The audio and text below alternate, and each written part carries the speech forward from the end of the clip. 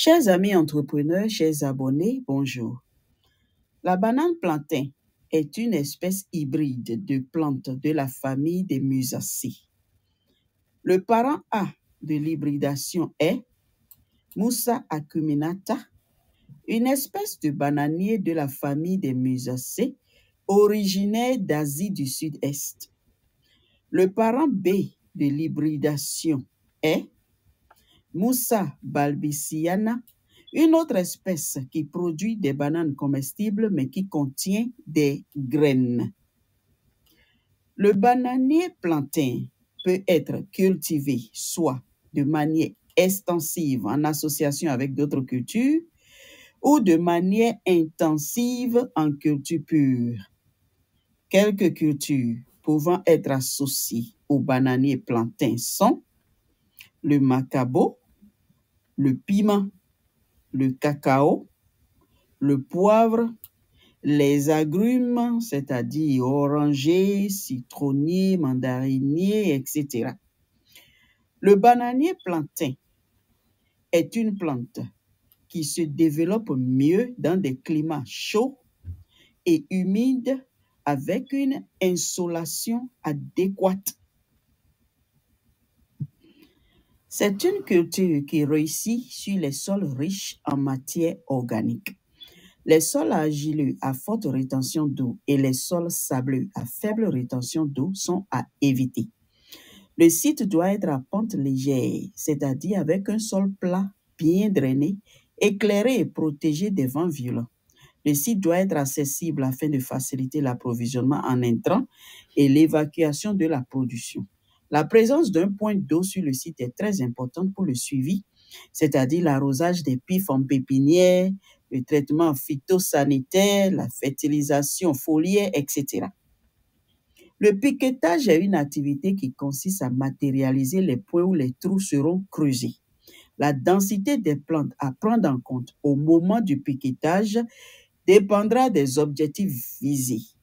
En culture pure, des écartements tels que 2 mètres x 2,5 mètres, ce qui va vous donner 2000 plantes par hectare, ou bien 2 mètres x 3 mètres, soit 1666 plantes à l'hectare, ou encore 2,5 mètres x 2,5 mètres, soit 1600 plantes à l'hectare, peuvent être utilisées.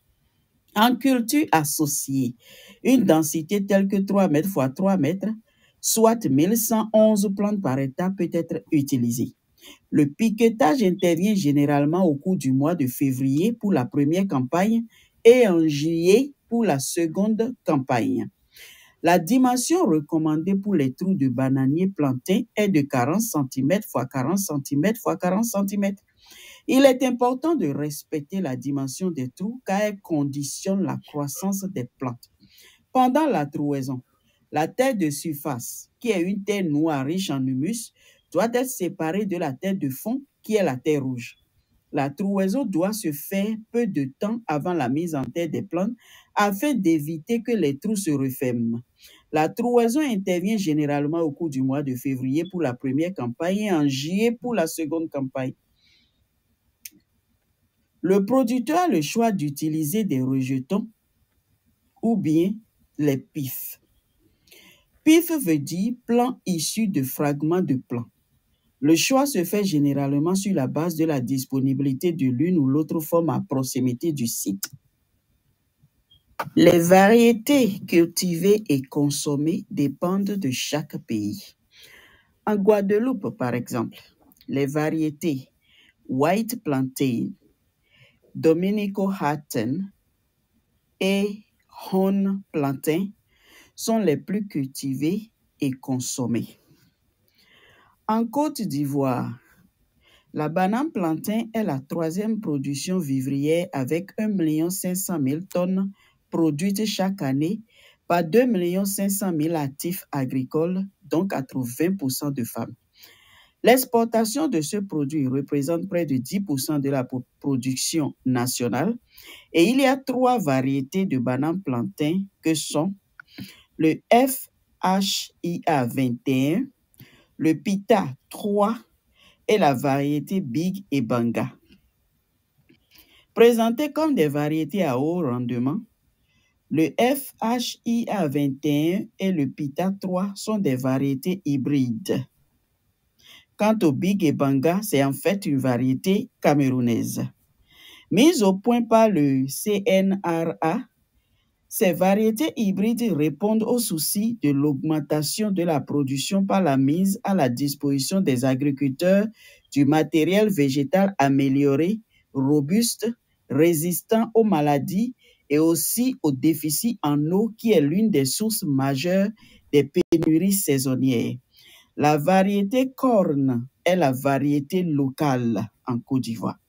La consommation par habitant étant de 120 kg de bananes plantains par an, l'un des objectifs assignés à ces variétés est d'améliorer considérablement les rendements pour accroître l'offre, mais aussi résoudre l'épineux problème de pénurie saisonnière. De l'avis de certains producteurs, le PITA 3 produit entre 6 et 7 mois et le FHIA 21 produit entre 7 et 8 mois, alors que la variété locale met 9 mois avant de produire est mieux. À la récolte, un régime de FHIA 21 dans sa parcelle expérimentale pèse 22 kg et le régime de PITA 3 pèse 18 kg, alors que le régime de la variété locale a un poids de 7 kg. Un petit calcul mental montre bien que la productivité potentielle du FHIA à l'hectare, qui est de 1666 plantes par hectare, est de 21 tonnes contre 14 tonnes pour le PITA 3 et 7 tonnes pour la variété locale. Au Bénin, la production de la variété locale connue sous le nom de Aloga est estimée à 29 000 tonnes par an. Au Cameroun, il y a 8 variétés de bananiers plantains. Nous avons Esong, Mburuku, Big Ebanga, Bata, CFBP 39, French Clair, FHIA 21, même hybride que la Côte d'Ivoire, et la variété Elat. La phase de préparation du matériel végétal est très importante car elle permettra d'éliminer les pestes telles que les charançons, les nématodes, etc. sur le matériel végétal. En cas d'utilisation des pifs, cette étape ne sera pas nécessaire car les pifs sont considérés comme étant des plants sains. En cas d'utilisation des rejetons, la préparation du matériel végétal consistera en le parage. Cette étape consiste à nettoyer le bulbe des rejetons, c'est-à-dire débarrasser les bulbes de la terre et des racines. Le parage permet d'éliminer les nématodes et les charançons du bananier planté.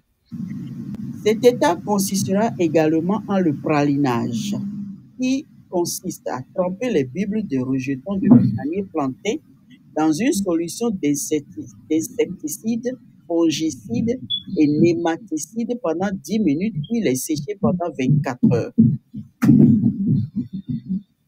La phase de plantine commence par le transport des plants et leur disposition près des trous.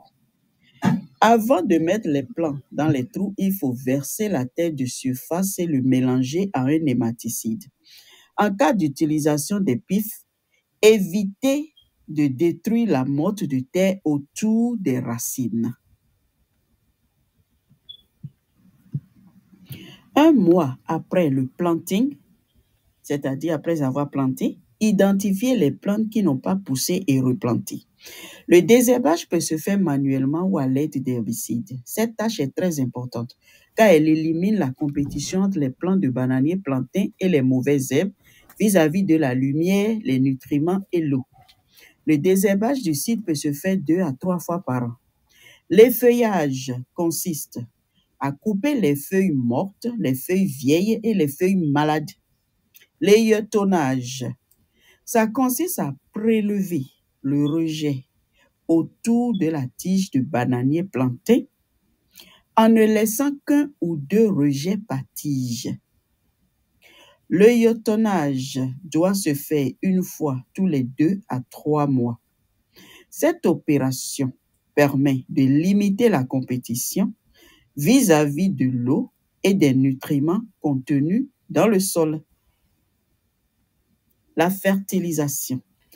Le bananier plantain est une plante qui aime les apports en matière organique, c'est-à-dire les fientes, les composts. L'apport en matière organique, 10 à 20 tonnes par hectare, peut se faire au moment du planting ou pendant la phase de croissance. Cependant, cet apport doit être fait en saison des pluies. L'apport en engrais minéral peut se faire suivant la nature du sol et les objectifs de production. Le tutorage. Le tutorage intervient à partir de la floraison. Cette étape a pour objectif de soutenir les tiges de bananier plantain en production contre le vent. Cette opération peut se faire grâce au bambou de Chine, aux tuteurs et aux ficelles. Finalement, il y a les bourgeonnages.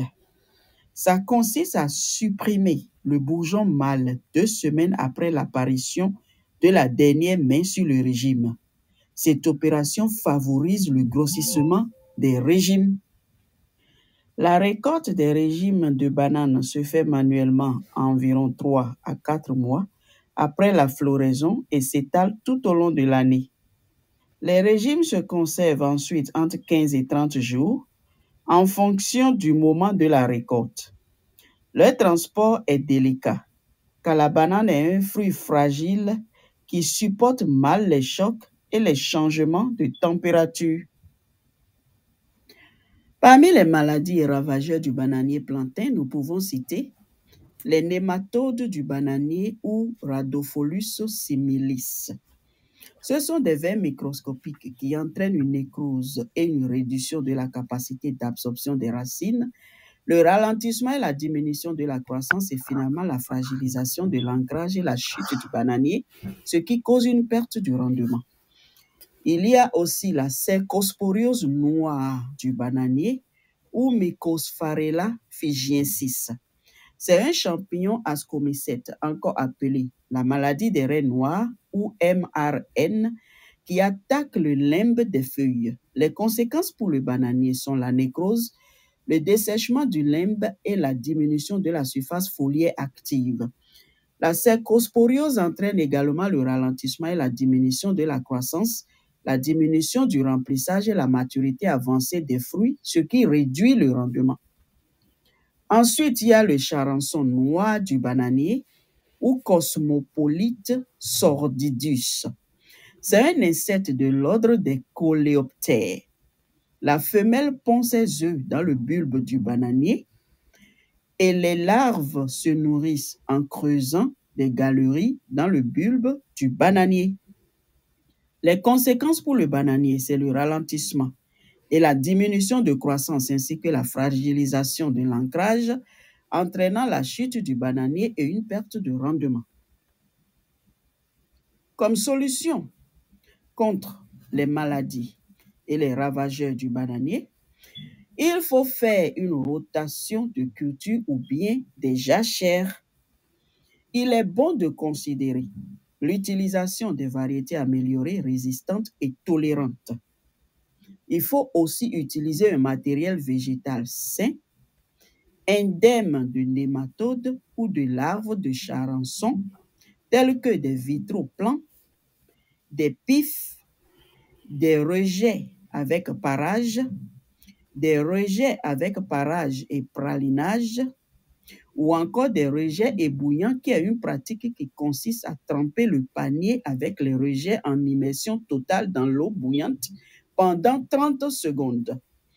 On peut aussi faire une culture associée. Ceci défavorise les populations de nématodes et de charançons. Réaliser un effeuillage sanitaire, c'est aussi une solution. L'effeuillage sanitaire, c'est un prélèvement des feuilles attaquées suivi de leur brûlure hors du site.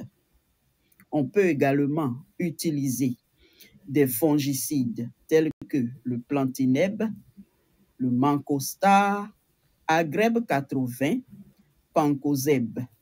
ou des nématicides tels que le canteur, bastillon, furaplante. En dehors des ravageurs déjà mentionnés, les chenilles et les criquets nuisent à la bonne croissance des jeunes plants de bananiers plantains en consommant les feuilles. La lutte contre les chenilles et les criquets peut se faire par l'application d'un insecticide. Vous pouvez également utiliser des pièges à encoche avec ramassage manuel et destruction des charançons.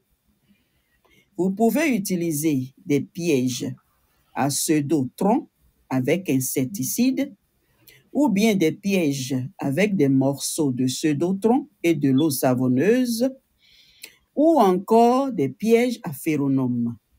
Merci de nous avoir suivis.